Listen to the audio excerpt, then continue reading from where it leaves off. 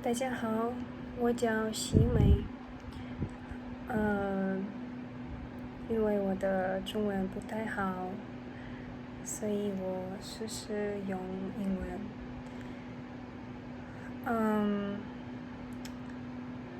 So I am responsible for the wait block function, and I will start right now.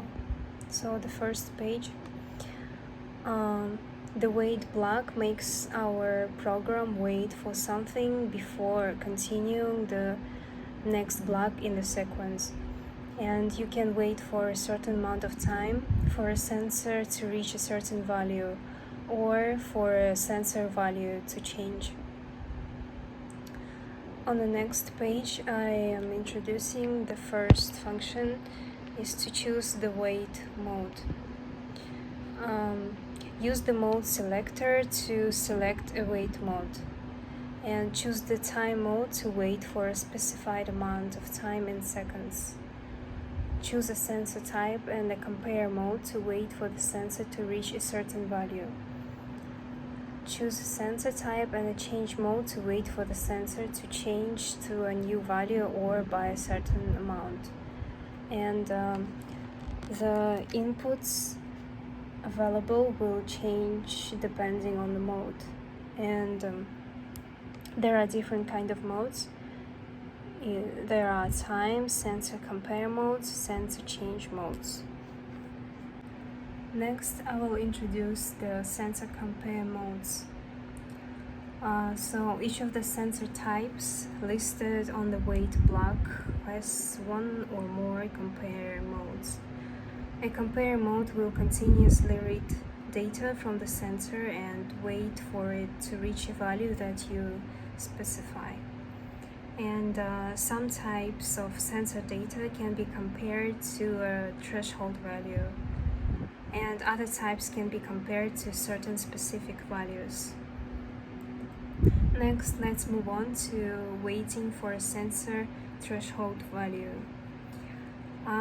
So in a sensor compare mode with a threshold value input, the wait block will continuously read numeric data from the sensor and compare it to a threshold value that you specify. So the block stops waiting when the threshold comparison is true.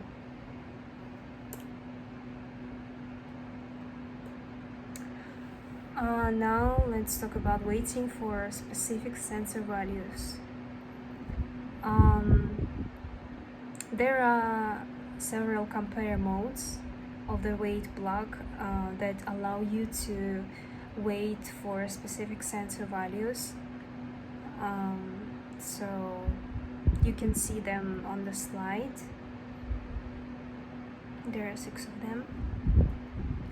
And you can wait for one or more of the brake buttons to be pressed, released, or bumped. For example, you could wait for the center button to be pressed. And then you can select one or more brake buttons in the input set of brake buttons IDs and select released, pressed, or bumped as the action.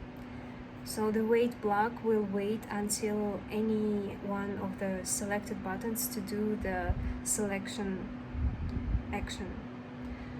The button ID output indicates which button, if any, is pressed at the end.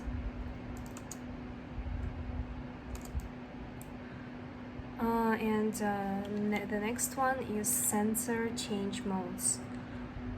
Each of the sensor types listed in the wait block has one or more change modes. A change mode will continuously read data from the sensor and wait for it to change to a different value, or change by an amount that you specify. You can wait for some types of sensor data to change by certain amounts, and other types to change to a different value. The next one is waiting for a sensor to change by a certain amount. In the sensor change mode with an amount input, the wait block will read a starting value from the sensor at the start of the block. Then continuously read data from the sensor and wait for the value to change by the specified amount from the starting value. You can choose the direction of change that is required. And use the mode selector to choose the sensor change mode with an amount input.